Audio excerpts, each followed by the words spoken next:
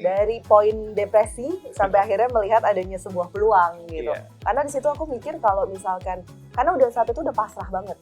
Cari informasi nggak ketemu, ya kan. Terus juga banyak banget kasih input katanya. Padahal secara medis itu nggak bagus dan mungkin kalau kita melakukan itu malah berbahaya pada saat itu. Hello and welcome to Expert Talks with Asus Business Be The Experts barengan sama gue Narendra Pawaka. Ini adalah kolaborasi antara Asus Indonesia dan juga CNBC Indonesia, di mana kita menghadirkan para experts untuk diajak ngobrol, yang pastinya sangat menginspirasi. So, just sit back and have a listen.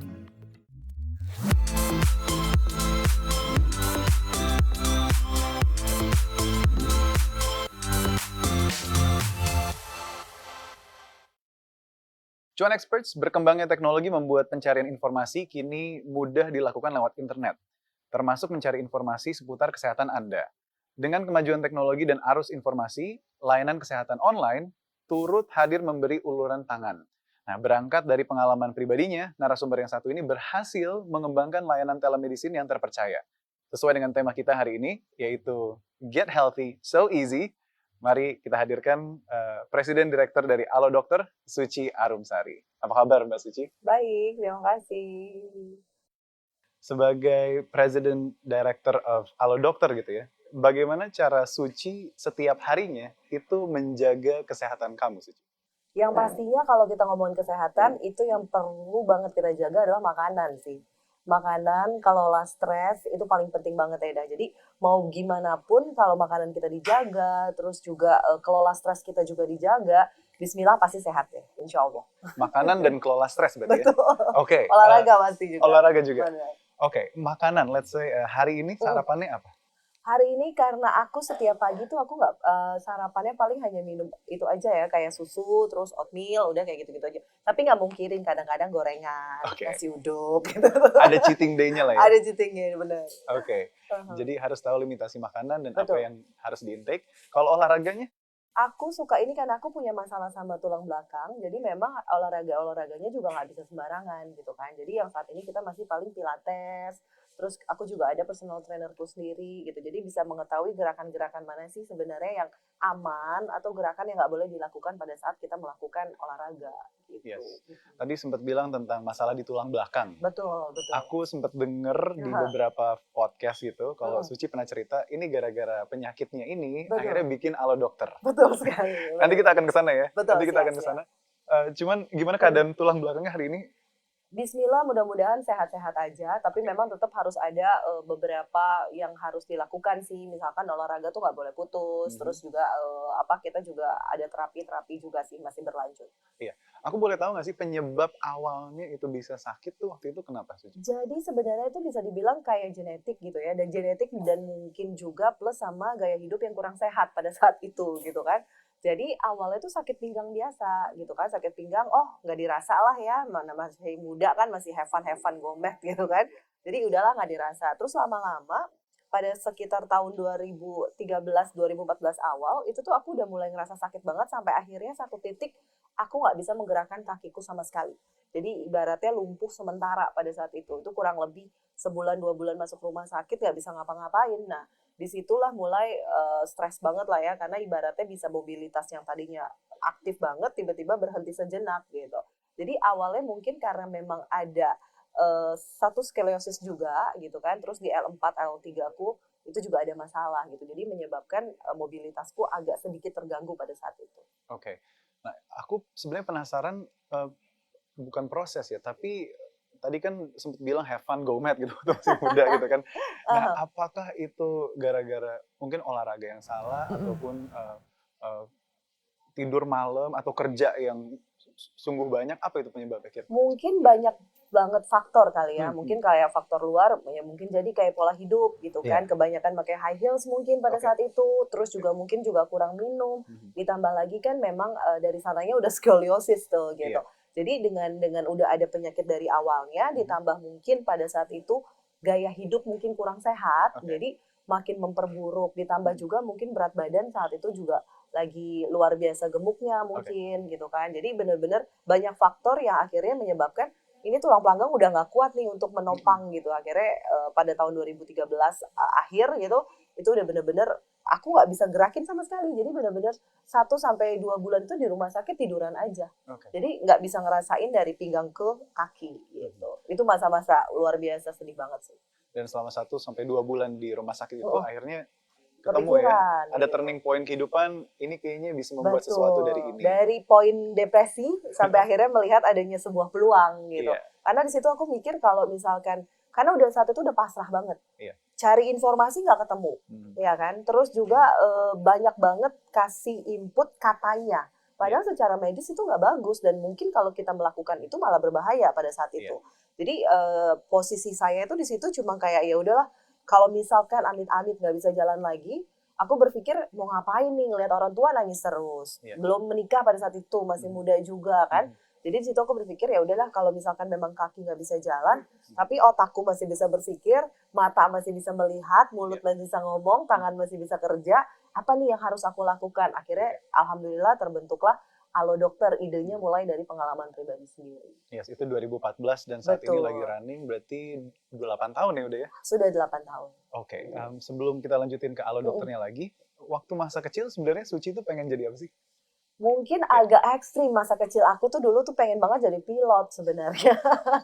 Terus ganti lagi gitu sampai akhirnya pernah satu sisi tuh pengen jadi ya namanya anak-anak kan memang pengen jadi dokter gitu. Oke. Cuma memang belum kesampaian gitu sampai akhirnya belajarnya bukan ke dokter malah lebih menjurus pendidikannya ke pajak dan bisnis gitu. Oke. Ditambah lagi kerjanya juga sebelum masuk dunia medis ini aku kerjanya juga lebih ke kreatif dan juga lebih ke entertainment. Jadi pernah jadi penyiar radio, pernah jadi produser juga gitu.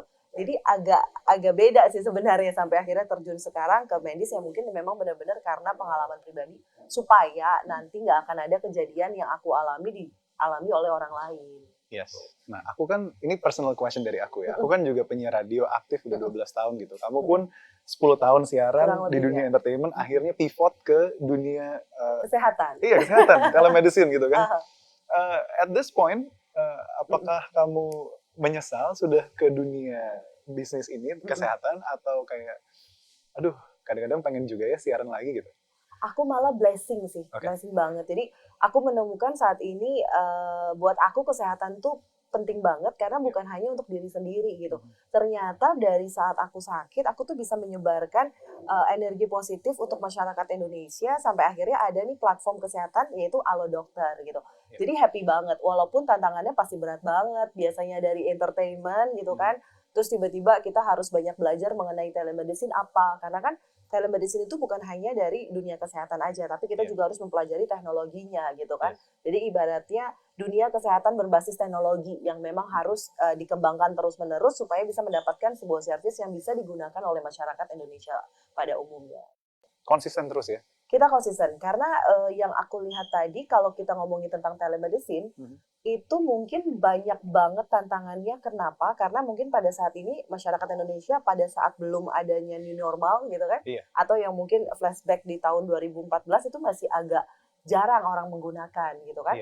Tapi beriringnya dengan adanya new normal, terus juga perilaku konsumen masyarakat juga jadi berubah, sehingga mereka bisa memanfaatkan teknologi untuk mencari apapun informasi mengenai kesehatan melalui digital ataupun juga smartphone gitu. Jadi telemedicine luar biasa sih, dunia medis yang bisa kita lebih kembangkan, bisa kita lihat, bisa kita proses sehingga bisa mempunyai sebuah inovasi baru lah supaya bisa dirasakan untuk masyarakat kita. Oke, sekarang kita berangkat ke tahun 2014. Betul. Saat Suci decided untuk kita bikin Halo Dokter yuk. Ini telemedicine buat Indonesia gitu. Saat itu orang tua bilangnya apa? Soalnya kan udah 10 tahun di dunia Betul. entertainment. Kok mau ditinggalin sih, Ci? Kita udah ngasih restu loh untuk di dunia entertainment, tapi ternyata Betul. Itu tantangan banget bener Eda. Jadi pada tahun 2014 saat aku mulai untuk membuat sebuah bisnis gitu ya di telemedicine ini, pasti orang tua kaget gini. Ini anak kenapa nih? Kok tiba-tiba? Biasa cuap-cuap gitu kan. Terus biasa di dunia entertain, ini kamu nggak boleh loh yang namanya setengah-setengah. Orang tua cuma bilang itu aja. Tapi dia dukung banget. Jadi orang tua cuma bilang, Suci, apapun yang kamu mau lakukan, tapi ingat, jangan pernah setengah-setengah. Karena kalau setengah-setengah, hasil pun akan setengah-setengah. Nah, akhirnya dengan support orang tua, dan aku juga ingin belajar banyak, jadi bener-bener tuh ngebuat motivasi aku terus bertambah gitu. Mungkin agak klise kelihatannya kalau misalkan, lu mau ngebantu masyarakat, tapi memang bener Eda. Jadi pada saat depresi point itu tuh, aku bener-bener kayak, kayaknya hidupku harus bermanfaat deh gitu. Iya. Setidaknya bukan buat diriku sendiri, tapi buat orang lain gitu. Iya. Nah akhirnya terbentuk Alo Dokter, tapi pertama kali itu aku informasi dulu gitu. Karena kan kalau misalkan Eda sakit ataupun mungkin ada orang yang sakit, pasti kan pertama kali yang kita lakukan tuh kita harus tahu dulu kan. Iya. Apa sih sebenarnya yang terjadi sama kita? Hmm. Harus ngapain sih? Tindakan apa yang nggak boleh dan harus dilakukan gitu. Oke. Jadi kita berangkat dari informasi dulu, baru dengan servis-servis selanjutnya. Oke, berarti jangan setengah-setengah ya kalau dari Jangan orang tua ya. setengah-setengah, betul. Bagus, aku juga bakal ingat sih itu. Oke, setelah jalan si Alo Dokter ini 2014, di titik mana atau di tahun keberapa akhirnya Suci ngerasa, oke, ini kayaknya udah bisa melihat titik cerah nih, kesuksesan lah ibaratnya. Oke. Pasti kalau misalkan memulai sesuatu yang baru, challenge-nya itu beda-beda kan. Iya. Challenge-nya adalah yang pertama buat aku tuh diri sendiri. Ngeyakinin supaya nanti ketika kita berjalan dan mungkin ada fase yang tidak mengenakan, itu kita masih terus berdiri gitu. Itu pertama kali. Jadi 2014 aku bersama partner, aku bilang dengan partner kayaknya kita harus cari atau buat sebuah platform. Awalnya itu website dulu. Iya. Jadi belum platform, jadi masih website dulu, belum aplikasi, website dulu, kita kasih informasi dulu. Nah, habis informasi, tantangan kedua itu selanjutnya adalah bagaimana sih meyakinkan key partner kita nih, gitu. Iya. Kalau Alo Dokter kan key partnernya contohnya adalah dokter, gitu Iya. kan. Gimana cara membuat dokter tuh mau bekerja sama dengan Alo Dokter, berkolaborasi untuk menciptakan sesuatu yang bermanfaat bagi masyarakat Indonesia. Iya. Sampai akhirnya alhamdulillah dengan berangkat dari visi dan juga misi yang memang terus-menerus tidak pernah berubah, yaitu Alo Dokter ingin memberikan kemudahan akses kesehatan secara digital untuk masyarakat Indonesia. Alhamdulillah tadi 1 dokter, sekarang sudah ribuan dokter bergabung bersama Alo Dokter, dan kita memberikan yang terbaik untuk masyarakat Indonesia hingga sekarang. Oke, saat kita lagi ngobrol nih 2022, Alo Dokter statusnya udah berapa penggunanya, udah berapa rumah sakit yang menggunakan, dan dokter yang ada di situ? Oke, kalau Alo Dokter ini sendiri kita sudah lebih dari 30 juta monthly active user. Terus juga kita sudah ada ribuan dokter dan juga ratusan rumah sakit yang sudah bekerja sama di Alo Dokter. Dan Alo Dokter ini bisa dibilang adalah pionir pertama untuk telemedicine di Indonesia yang berfokus pada teknologi dan juga kesehatan medisnya gitu. Ingat nggak Suci, hari pertama ngeyakinin 1 orang dokter nih atau 1 rumah sakit sampai akhirnya mau deh? Ingat banget. Oke, itu.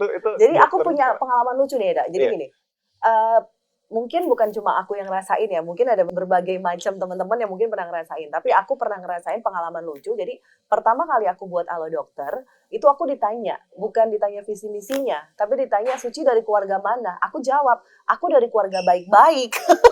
Karena kalau dikasih tahu keluarga papaku juga nggak ada yang kenal. Iya. Nggak ada keluarga yang ada di bidang dokteran, nggak ada ya? Tidak ada, jadi aku selalu bilang, nggak ada. Jadi memang benar keluargaku ya alhamdulillah keluarga baik-baik aja. Jadi nggak pernah ada masalah gitu. Iya. Jadi dan aku heran gitu, kenapa ya ditanya keluarganya dari mana gitu. Sampai akhirnya aku memulai bahwa oke, kalau ngebuat bisnis itu ternyata kita nggak mesti kita dari keluarga mana, kita harus punya apa, backgroundnya gimana, asal kita bisa tahu visi misi kita benar-benar convince mereka bahwa visi misi kita memang nyata dan memang yang sudah seharusnya gitu. Dan saya dari awal mulai berbicara dengan dokter maupun dengan rumah sakit, itu dengan visi misi. Kita ingin mengedepankan yang namanya kemudahan pasien untuk mengelola lah, untuk membuat mereka menjadi lebih mudah ketika mereka memiliki permasalahan kesehatan, tapi secara digital. Dan alhamdulillah yang balik lagi visi dan misinya tercapai, akhirnya mereka mau bergabung. 1 rumah sakit, alhamdulillah 2 rumah sakit, sampai sekarang ratusan rumah sakit bergabung dengan Alo Dokter. Oke, berarti memang datangnya tuh personal ya? Kamu berkunjung ke rumah sakit dan kamu ngobrol sama dokternya, mau nggak untuk join gitu? Karena kita harus menyalurkan juga kan, apa sih sebenarnya yang menjadi keutamaan dari sebuah bisnis gitu kan. Iya. Tapi kan di Alo Dokter kita juga cuma semerta-merta bukan hanya bisnis aja kan, tapi kita bisa lihat value-nya. Sebagai seorang dokter pasti ingin dong membantu masyarakat lebih luas. Karena kalau kita bicara telemedicine bisa diakses bukan hanya pada satu lokasi aja, tapi seluruh Indonesia yang memang infrastrukturnya sudah terpenuhi gitu. Sehingga dokter memiliki banyak kesempatan nih untuk merangkul dan juga membantu pasien di seluruh Indonesia. Ada nggak cerita kegagalan gitu waktu ke rumah sakit, ternyata dia nggak mau gitu? Pasti ada lah, pasti ada. Jadi aku menyebutnya sih bukan kegagalan, tapi belum mau. Belum mau ya? Tapi akhirnya mau? Sampai akhirnya alhamdulillah mau dan menjadi partner kita gitu. Pasti ya, yang namanya kerjasama itu kan memang harus dilihat. Makanya pada saat aku bikin Alo Dokter, Itu Iya. ketika kita membangun sesuatu, kita harus tahu juga key partner kita siapa, key resources kita tuh juga harus tahu. Terus juga kita mau talentnya seperti apa gitu kan. Jadi pertama kali kita memberitahukan nih, Halo Dokter tuh apa gitu kan. Aku inget banget pertama kali bahkan belum ada yang datang ke websiteku gitu kan. Oke. Tapi sekali lagi dengan visi dan misi aku jelasin gitu kan. Saat ini memang kebutuhannya tuh ada loh gitu. Jadi kita harus melihat apa kebutuhan yang dibutuhkan oleh masyarakat, opportunity-nya seperti apa, dan kita mengelolanya agar menjadi bisnis itu bagaimana. Nah itu aku sampaikan secara apa bisa dibilang secara data, terus juga aku lihat nih ternyata banyak loh high demand-nya dari masyarakat kita, sampai akhirnya mereka melihat peluang itu dan yuk together kita bisa berkolaborasi bersama. Karena kalau bisnis sendirian itu nggak akan pernah bisa. Yes. Tadi Suci sempat mention Halo Dokter sudah tersebar di seluruh Indonesia yang ada internetnya. Nah, Betul. bagaimana cara menjaga quality control di seluruh pelosok Indonesia, di daerah-daerah itu? Sebenarnya gini, kalau telemedicine ini kan kita satu ya, ada di Jakarta. Memang saat ini kita posisi kantor kita dari Jakarta, tapi bisa diakses karena kan itu teknologi berbasis internet gitu. Untuk kualifikasinya malah justru kita akan lebih quality control-nya kepada dokternya. Karena kalau misalkan dokter kan yang memberikan informasi kepada masyarakat gitu. Kalau dari Halo Dokter kita benar-benar memiliki quality control itu kepada dokternya dalam menjawab, memberikan informasi. Terus juga bukan hanya itu saja, kita juga adanya survei. Jadi survei kepuasan pelanggan yang dimana pelanggan misalkan Eda mau menggunakan Halo Dokter gitu kan. Nah, Eda tuh bisa merasakan sendiri, bisa memberikan langsung survei kepuasan pada dokter itu sendiri. Dan itu bisa dilihat dengan teman-teman yang lainnya gitu. Jadi secara live. Terus yang kedua juga kita sangat mementingkan yang namanya keamanan data. Itu penting banget. Apalagi kalau ngomongin tentang teknologi, itu kan informasi itu harus benar terjaga. Sehingga dari Halo Dokter kita sudah memiliki ISO 27001 yang pasti itu membuktikan bahwa kita sangat serius terhadap pengolahan dan juga keamanan data serta privasi data pelanggan. Yang kedua juga kita ada sertifikasi dari PSEF. Nah, sertifikasi ini yang mengkhususkan untuk layanan farmasi gitu. Jadi di Halo Dokter tuh kita nggak benar-benar sembarangan, Eda. Bahkan artikelnya pun juga harus dikurasi dengan dokter. Jadi benar-benar dari dokter untuk kita, untuk masyarakat supaya bisa mengerti informasi yang mau disampaikan seperti apa. Karena udah menuju 1 dekade Halo Dokter ini, 2 tahun lagi berarti ya? Betul. 10 tahun ya?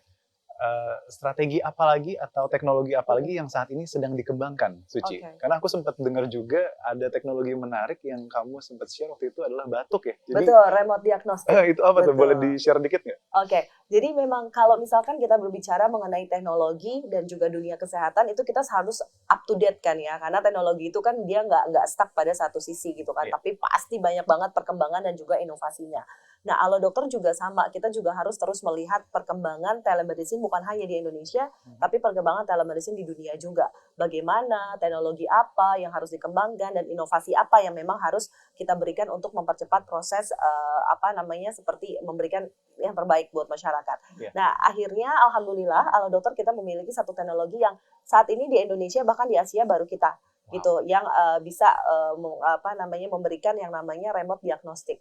Jadi remote diagnostic itu adalah sebuah teknologi batuk. Jadi kita nih sebagai pasien itu ketika kita batuk itu kita bisa nih langsung chat bersama dokter yang memang bersangkutan, misalkan dokter penyakit dalam ataupun juga dokter yang memang bisa menggunakan teknologi ini gitu.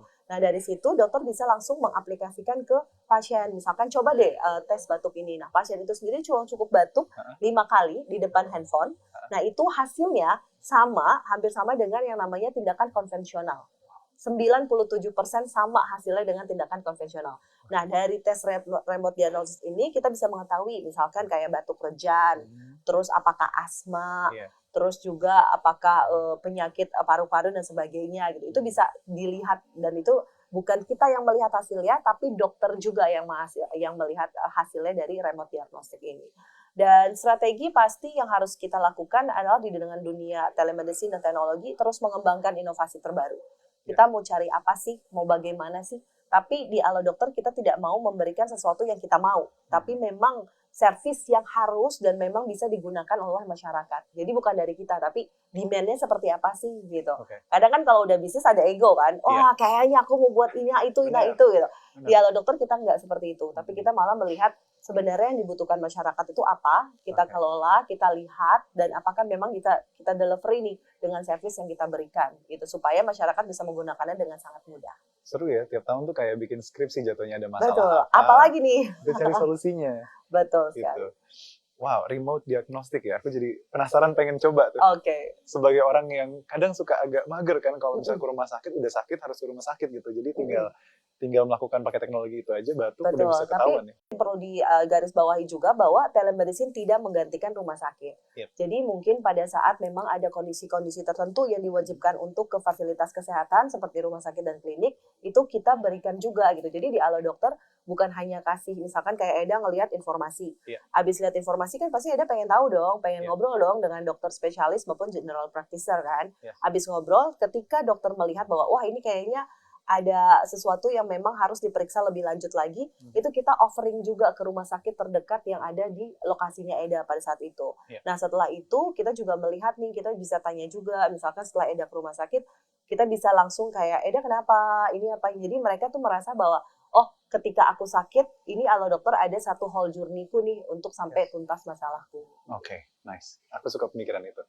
Nah, setelah menjalani Halo Dokter gitu, di tahun keberapa sih investor akhirnya tertarik untuk invest? Alhamdulillah kita di tahun pertama ya, maksudnya di tahun 2015 itu sudah terlihat jelas adanya demand dari masyarakat, terus mereka juga sudah mulai merubah kebiasaan mereka ketika mereka sakit, mereka lihat dulu tuh artikel di kita. Jadi di 2015 itu Halo Dokter udah menjadi pionir dalam telemedicine gitu. Wow. Baik dalam informasi kesehatan maupun juga dari servis-servis yang memang saat ini kita sudah ada 6 servis.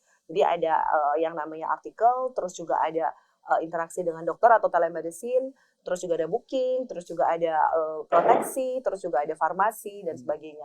Jadi itu benar satu ekosistem yang berbeda dibanding dengan yang lain, dan investor sudah mulai masuk. Dan sekali lagi di Halo Dokter dengan bangganya juga kita bisa bilang tiap tahunnya kita bisa mencapai objektivitas dari bisnis, sehingga kepercayaan investor itu terus ada gitu. Yang terpenting kan jangan over promising. Kita harus tahu nih apa sih sebenarnya kekuatan kita, dan juga kita harus tahu kelemahan kita apa juga. Betul. Nah itu harus diberitahukan supaya investor yang mau masuk pun juga mereka merasa wow, oke, kita satu visi, kita koordinasi dengan baik supaya tujuan kita bisa tercapai bersama-sama. Yes, wow, dibutuhkan 1 tahun aja ya untuk investor akhirnya bisa masuk di Halo Dokter. Oke, kalau aku tanya tips sukses dari Suci apa itu? Kalau dari aku pribadi adalah yang pertama tuh jangan malu. Terus yang kedua jangan pernah berhenti untuk belajar, sama yang ketiga jangan pernah berhenti untuk kalau aku pribadi tuh ngomong gitu, karena memang basicnya suka ngomong, jadi aku tuh suka banget berbicara dengan semuanya gitu, apalagi ibaratnya aku bukan lahir dari dunia medis gitu kan, aku benar-benar harus belajar lagi, hingga sekarang pun aku harus belajar dengan key partnerku, belajar dengan kolegaku, dengan semuanya gitu. Kadang juga aku ikut webinar-webinar bareng dengan teman-teman dari semua kalangan usia. Karena kalau telemedicine atau teknologi itu kan nggak bisa, oh ini hanya kalangan usia tertentu, enggak. Tapi semuanya itu bisa dirangkul. Nah, dengan berbincang itu sampai akhirnya kita bisa mendapatkan satu side, kita bisa terus belajar, kita terus bisa mendeveloping diri kita sendiri menjadi lebih baik. Yang kedua, strategi ketika membuat bisnis itu kita harus tahu produk kita tuh seperti apa. Jadi kayak Eda mau bikin bisnis, itu Eda harus tahu juga produknya seperti apa, proposition produknya di mana, terus juga case strateginya bagaimana, terus pengelolaan dana itu juga penting sekali. Karena jangan sampai kita berhenti di tengah jalan gitu. Jadi memang semuanya itu harus benar-benar diperhatikan dari awal, bahkan dari sebelum kita memulai sebuah usaha. Terima kasih Suci. Terima kasih. Baiklah, Cuan Experts, kita akan masuk ke segmen Cuan Experts bertanya, expert menjawab. Kita sudah memilih pertanyaan yang masuk ke CNBC Indonesia. So, semoga Suci sudah siap ya. Ini ada beberapa yang sudah masuk ke Instagram story kita, dan aku akan bacain untuk Suci hari ini. So, siap. Let's start from the very beginning. Yang pertama ini, the first question ini datang dari Rafita_the.beginner. Suci, apa saja tips untuk sehat fisik dan finansial di tengah kondisi cuaca yang tidak menentu dan berita inflasi? Untuk aku sendiri ya, jadi aku menjawabnya dari aku karena aku bukan dokter ya. Tapi untuk pengalamanku sendiri supaya kita lebih sehat ya pastinya kita harus jaga pola makan, terus jaga tidur, terus tetap beraktivitas gitu. Jadi tetap gerak pokoknya supaya nggak tiduran terus atau cuma mager lah ya ibaratnya ya. Jadi kita harus tetap menjaga pola makan itu. Terus kalau untuk dari segi keuangan, yang pasti kita harus tahu mana kebutuhan, mana keinginan. Itu yang paling penting gitu. Jadi kalau misalkan kita bisa mengelola semuanya itu dengan lebih baik lagi gitu. Jadi ketika kita tahu kebutuhan kita apa, keinginan kita apa, insya Allah pasti perencanaan apapun yang kita lakukan, baik perencanaan kesehatan, perencanaan keuangan, itu pasti bisa berjalan dengan baik. Yes, karena kadang masalahnya seringkali adalah apa yang kamu mau bukan yang kamu butuhkan. Betul. Apalagi saya wanita kan, kadang Oke, makasih buat jawabannya. Yang kedua ini dari Aida Nur 02. Suci, dalam kondisi cuaca yang ekstrim ini, banjir terjadi di mana-mana. Betul. Bagaimana cara kita agar tetap sehat dan terhindar dari penyakit akibat bakteri dan virus karena banjir tersebut? Oke, yang pasti sekali lagi sih kita tetap ya, yang namanya jaga kesehatan itu kita harus jaga makan, jaga kondisi, terus jaga pola hidup gitu kan, terus style-nya juga harus dirubah gitu. Kalau contohnya kayak saya, kalau misalkan dalam banjir itu, biasanya harus cuci tangan sih kalau aku. Misalkan kita baru beraktivitas dari luar, itu pasti aku cuci kaki, cuci tangan, dan ibaratnya bersih-bersih deh sebelum kita masuk ke kamar ataupun kita berinteraksi dengan keluarga kita. Terus yang kedua, kalau diperlukan juga, kita juga bisa mengkonsumsi vitamin gitu. Terus makan buah-buahan yang banyak, terus juga sayuran yang banyak, dan yang terpenting dari semua itu adalah kelola stres kita nih. Itu paling penting kan, karena jasmani itu dan rohani itu sangat apa ya bisa dibilang berhubungan gitu. Jadi jaga pola makan, jaga pikiran kita, terus yang pastinya juga jangan terlalu kecapean atau memforsir keadaan kita. Jadi pada saat sakit kan kadang kayak udah bindeng nih, atau udah lemes-lemes, udah gremes-gremes badan gitu kan, coba diistirahatkan dulu aja gitu, sehingga virus maupun juga bakteri itu pastinya bismillah lah, misalkan go away gitu. Tapi juga jangan menyepelekan. Kalau misalkan kita sudah ada rasa nggak enak, lebih baik konsultasi dengan dokter maupun juga bisa pergi ke rumah sakit untuk menindaklanjuti apa sih sebenarnya yang terjadi pada kondisi tubuh kita. Thank you buat jawabannya. Ini ada lagi dari Syufi _ Seberapa pentingnya ya buat punya asuransi kesehatan pribadi selain asuransi kesehatan dari kantor dan BPJS? Silakan Suci. Jadi kalau misalkan ditanya berapa penting, penting banget. Karena kita nggak pernah tahu loh kapan kita sehat, kita nggak pernah tahu kapan kita sakit, kita juga nggak pernah tahu kapan kita punya biaya pada saat kita sakit gitu. Jadi memang harus benar-benar diperhatikan. Dan untuk mendapatkan proteksi itu jangan pada nanti aja deh kalau usianya udah kepala 3 atau kepala 2, sedini mungkin gitu. Ketika kita sudah benar-benar memiliki apa ya bisa dibilang keuangan yang baik, itu kita harus punya asuransi ataupun kita punya proteksi kesehatan yang memadai gitu. Beberapa hal yang gue belajar dari obrolan hari ini barengan sama Suci adalah prepare for the worst, do your best, dan kalau kata orang tuanya Suci adalah jangan setengah-setengah. Betul, betul. Aku akan selalu ingat itu. Now, for the closing, aku pengen Suci untuk ngobrol ke kamera nih, ke semua cuan experts. Apa pesan untuk mereka? Silakan dari seorang presiden director. Oke. Buat teman-teman semuanya yang ingin memulai sesuatu yang baru mungkin ya Eda ya, itu yang pasti seperti Eda tadi bilang ya, kita nggak boleh setengah-setengah, kita harus terus berusaha. Dan buat teman-teman juga kalau sakit jangan ditunda-tunda. Terus juga kalau misalkan kalian juga jangan sembarangan minum obat. Dan jangan yang namanya asal mengambil tindakan untuk kesehatan. Kesehatan bukan untuk dicoba-coba. Itu sangat penting sekali. Jadi buat teman-teman yang memiliki masalah kesehatan, yuk jangan mencoba metode katanya yang tidak berbasis medis. Tapi coba konsultasikan ke dokter ataupun kita bisa langsung ke fasilitas kesehatan terdekat supaya masalah apapun itu bisa diselesaikan dengan baik dan tepat sesuai dengan rekomendasi dokter yang baik juga.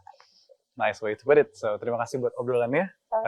Suci Arumsari sebagai President Director of Alo Dokter. Gue Narendra Pawaka pamit undur diri. So, I guess I'm gonna see you on the next episode of Expert Talk with Asus Business. Be the expert. So, goodbye.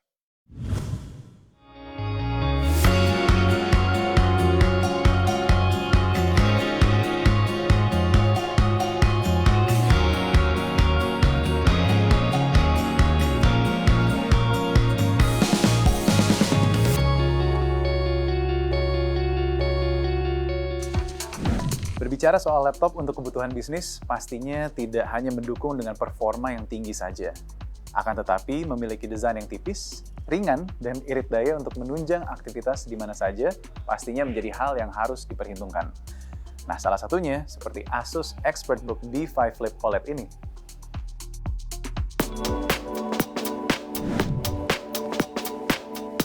Asus ExpertBook B5 Flip ini memiliki bodi yang stylish, bagian belakang layar terbuat dari aluminium, sedangkan bagian sekitar keyboard menggunakan bahan magnesium aluminium alloy yang membuat bobot dari laptop ini cukup ringan, hanya sekitar 1 kg saja. Dengan perpaduan tersebut membuatnya mudah dibawa bepergian dan selalu dapat diandalkan. Laptop Asus ExpertBook B5 Flip ini hadir dengan dimensi layar sebesar 13,3 inch beresolusi Full HD dengan rasio 16:9. Asus ExpertBook B5 Flip telah menggunakan Asus OLED, yaitu teknologi layar eksklusif dari Asus yang menawarkan kualitas visual yang lebih baik. Asus OLED juga dapat melindungi kesehatan mata pengguna dari radiasi cahaya biru laptop. Dengan desain convertible, artinya layar Asus ExpertBook B5 Flip ini bisa diputar sampai dengan 360 derajat dan memungkinkan dipakai dengan mode tablet. Gak cuma itu, laptop Asus ExpertBook B5 Flip juga sudah dilengkapi dengan stylus pen yang digunakan untuk fitur touch screen. Sebagai laptop yang mengedepankan fleksibilitas, Asus ExpertBook B5 Flip sudah dilengkapi dengan konektivitas Wi-Fi 6 yang memungkinkan Anda mendapatkan jaringan Wi-Fi terbaik. Dengan bentuk yang ringkas, kuat, dan ringan, Asus ExpertBook B5 Flip sudah dibekali prosesor Intel Core i7 generasi 11 dengan RAM 16GB dan storage-nya up to 1 TB. Kita semua tahu ya, di era yang serba cepat ini, kita butuh laptop yang fleksibel, tangguh, dan powerful. So, Asus ExpertBook B5 Flip ini sangat cocok untuk Anda yang bergaya dinamis. Masuk di kelas ExpertBook, laptop ini juga dibekali fitur keamanan yang canggih. Ada fitur sidik jari dengan dukungan chip pengaman TPM 2.0, yang keduanya bisa diandalkan untuk menjaga keamanan data penting dalam laptop. Nah, buat kamu yang suka meeting online, di bagian webcamnya ada webcam shield untuk melindungi privasi penggunanya. Dan makin lengkap karena Asus ExpertBook B5 Flip ini juga dibekali dengan teknologi AI Noise Cancelling yang memungkinkan suara sekitar bisa diredam. Jadi, sesi meeting online bisa berjalan dengan lancar. Untuk penggunaan sehari-hari, laptop Asus ExpertBook B5 Flip sangat bisa diandalkan. Apalagi dengan teknologi fast charging yang memungkinkan daya baterai terisi 60% dalam waktu 39 menit saja. So, laptop Asus ExpertBook B5 Flip ini solusi tepat untuk memenuhi kebutuhan bekerja dan belajar Anda.